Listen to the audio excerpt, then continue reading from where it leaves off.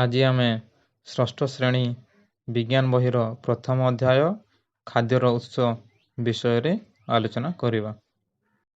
ଭାଇ ଭଉଣୀମାନେ, ତୁମେମାନେ ସବୁଦିନ ଖାଦ୍ୟ ଖାଉଛ, ତେବେ କହିଲ ଦେଖି ତୁମେମାନେ ଖାଦ୍ୟ କାହିଁକି ଖାଅ? ନା ଆମେ ଖାଦ୍ୟ ଏଇଥିପାଇଁ ଖାଉ ଯେ ଆମକୁ ଭୋକ ଲାଗେ ବୋଲି। ନା ଆଉ ତୁମେମାନେ କ'ଣ କହିବ? ତେବେ ଆମେ ଭୋକ ଲାଗିଲେ ଖାଦ୍ୟ ଖାଉ।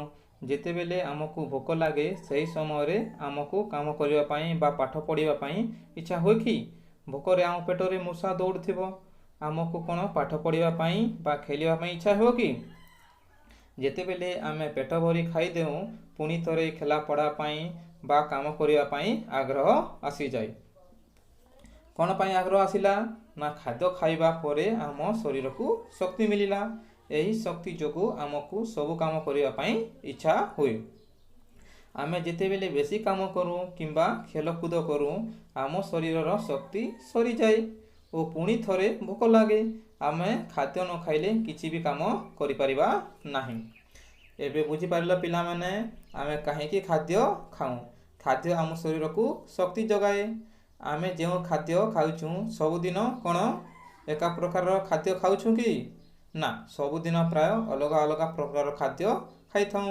ତୁମେମାନେ ଚିନ୍ତା କଲ, ଗତକାଲି କିମ୍ବା ତା ପରଦିନ ଦିନ ସାରାରେ ତୁମେମାନେ କ'ଣ କ'ଣ ଖାଦ୍ୟ ଖାଇଛ? ତୁମେମାନେ ନିଶ୍ଚୟ ଭାତ, ରୁଟି, ପଖାଳ, ମୁଢ଼ି, ଶାଗ, ଡାଲି, ଅଣ୍ଡା, ମାଛ, ମାଂସ, କ୍ଷୀର, ଫଳମୂଳ, ବିଭିନ୍ନ ପ୍ରକାର ପନିପରିବା ତରକାରୀ ସବୁ ଖାଇଥିବ। ତ ପିଲାମାନେ, ଆମେମାନେ ପ୍ରାୟ ସବୁଦିନ କ'ଣ ଖାଇଥାଉ? ଭାତ ଖାଇଥାଉ। ତୁମେମାନେ କହିପାରିବ ସେହି ଭାତ କିପରି ରନ୍ଧା ହେଉଛି? ଭାତ ରାନ୍ଧିବା ପାଇଁ କ'ଣ କ'ଣ ଆବଶ୍ୟକ? ଘରେ ମା ଭାତ ତରକାରୀ ରାନ୍ଧିଦେଲେ ଆମେ ଆରାମରେ ଖାଇଦେଉଛୁ। ତେବେ ଭାତ ରାନ୍ଧିବା ପାଇଁ ଆମକୁ ଚାଉଳ, ପାଣି, ତାପ ଆବଶ୍ୟକ ହୋଇଥାଏ। ପାଣିକୁ ଗରମ କରି ଚାଉଳ ପକାଇ ରାନ୍ଧିଲେ ଭାତ ହୁଏ। ଠିକ୍ ସେହିପରି ରୁଟି ତିଆରି କରିବା ପାଇଁ କ'ଣ କ'ଣ ଆବଶ୍ୟକ? ରୁଟି ତିଆରି କରିବା ପାଇଁ ଅଟା, ପାଣି, ଲୁଣ ଆବଶ୍ୟକ ହୋଇଥାଏ। ଡାଲମା ରାନ୍ଧିବା ପାଇଁ ଡାଲି, ବିଭିନ୍ନ ପନିପରିବା, ନଡ଼ିଆ, ଲୁଣ, ତେଲ, ଲଙ୍କା, ପିଆଜ, ହଳଦୀ, ମସଲା, ପାଣି ଏହିସବୁ ସାମଗ୍ରୀ ଆବଶ୍ୟକ। ଭାଇ ଭଉଣୀମାନେ, ଏବେ ତୁମେମାନେ ନିଜ ଖାତାରେ ଗୋଟିଏ ସାରଣୀ ପ୍ରସ୍ତୁତ କର। ସେହି ସାରଣୀରେ ଖାଦ୍ୟର ନାମ ଲେଖି ତାହାର ଆବଶ୍ୟକତା ଉପାଦାନ ଗୁଡ଼ିକ ଲେଖ। ଭାଇ ଭଉଣୀମାନେ, ଏବେ ଜାଣିଲ ବିଭିନ୍ନ ପ୍ରକାର ଖାଦ୍ୟ ପ୍ରସ୍ତୁତ କରିବା ପାଇଁ ଆବଶ୍ୟକ ଉପାଦାନ ଗୁଡ଼ିକ ମଧ୍ୟରେ ପାର୍ଥକ୍ୟ ଦେଖାଯାଇଥାଏ। ଏବେ ଦେଖିବା ଆମେ ଯେଉଁ ଉପାଦାନ ଗୁଡ଼ିକ କହିଲେ ସେଗୁଡ଼ିକ କେଉଁଠୁ ମିଳିଥାଏ। ଏହି ଉପାଦାନ ଗୁଡ଼ିକ ମଧ୍ୟରୁ କେତେକ ଉଦ୍ଭିଦ ଠାରୁ ମିଳିଥାଏ ଓ କେତେକ ପ୍ରାଣୀ ଠାରୁ ମିଳିଥାଏ। ଆଉ କିଛି ଉପାଦାନ ଅଛି ସେଗୁଡ଼ିକ କିନ୍ତୁ ଉଦ୍ଭିଦ ଓ ପ୍ରାଣୀ ଠାରୁ ମିଳିନଥାଏ। ଆମେମାନେ ଡାଲମା ପ୍ରସ୍ତୁତିରେ କ'ଣ କ'ଣ ଲେଖିଥିଲୁ? ଡାଲି, ବିଭିନ୍ନ ପ୍ରକାର ପନିପରିବା, ନଡ଼ିଆ, ତେଲ, ଲୁଣ, ପାଣି, ହଳଦୀ, ଲଙ୍କା, ପିଆଜ, ମସଲା ଏହିସବୁ ଲେଖିଥିଲୁ। ଏଗୁଡ଼ିକ ମଧ୍ୟରୁ ଲୁଣ ଓ ପାଣି ବ୍ୟତୀତ ସମସ୍ତ ଉପାଦାନ ପ୍ରାଣୀଠାରୁ ମିଳିଥାଏ। ଠିକ୍ ସେହିପରି ଅଣ୍ଡା ତରକାରୀରେ ବ୍ୟବହୃତ ଅଣ୍ଡା ପ୍ରାଣୀଠାରୁ ମିଳୁଥିବା ବେଳେ ତେଲ, ମସଲା ଇତ୍ୟାଦି ଉଦ୍ଭିଦ ପାଖରୁ ପାଇଥାଉ। କିନ୍ତୁ ଉଦ୍ଭିଦ ଓ ପ୍ରାଣୀଠାରୁ ଲୁଣ କିମ୍ବା ପାଣି ମିଳେ ନାହିଁ। ଭାଇ ଭଉଣୀମାନେ, ତୁମେ ଏହି ସାରଣୀକୁ ଦେଖ।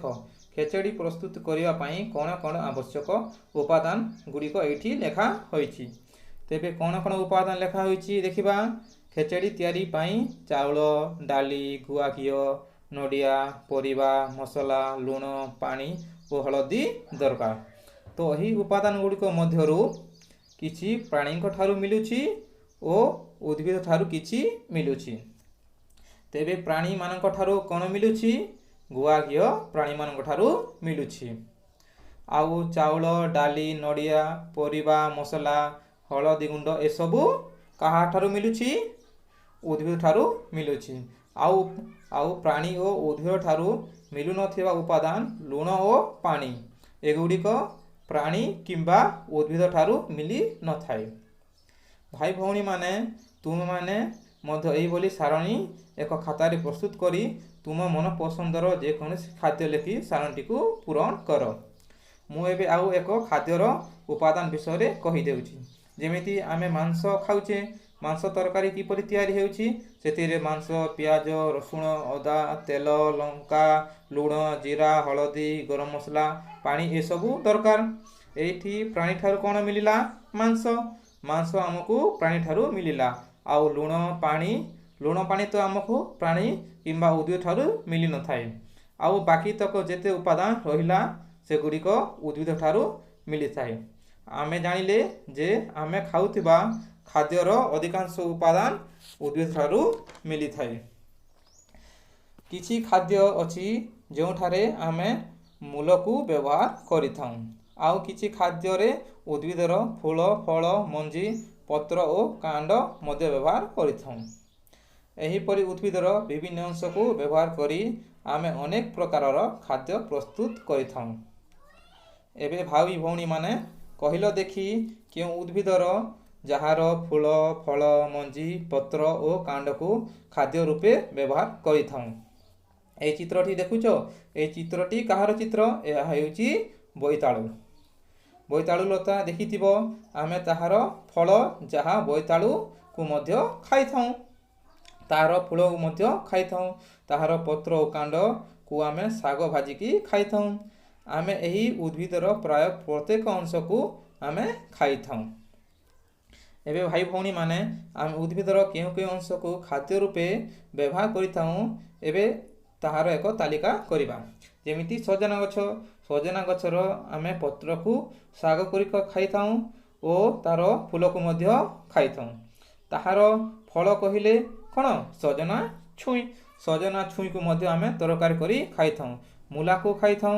ମୂଳାର ଆମେ କ'ଣ ଖାଇଥାଉ? ମୂଳାର ପତ୍ର ଓ ତାର ପତ୍ର ଓ ମୂଳାର ମୂଳକୁ ମଧ୍ୟ ଖାଇଥାଉ। ଠିକ୍ ସେପରି କାକୁଡ଼ି। କାକୁଡ଼ିର ଆମେ କ'ଣ କ'ଣ ଖାଇଥାଉ? କାକୁଡ଼ି ହେଉଛି ଗୋଟିଏ ଫଳ, ତାହାର ଆମେ ଫଳଟାକୁ ଖାଇଥାଉ। ଠିକ୍ ସେପରି ପିଆଜ। ପିଆଜର ଆମେ କାଣ୍ଡ ଓ ପତ୍ରକୁ ଖାଇଥାଉ।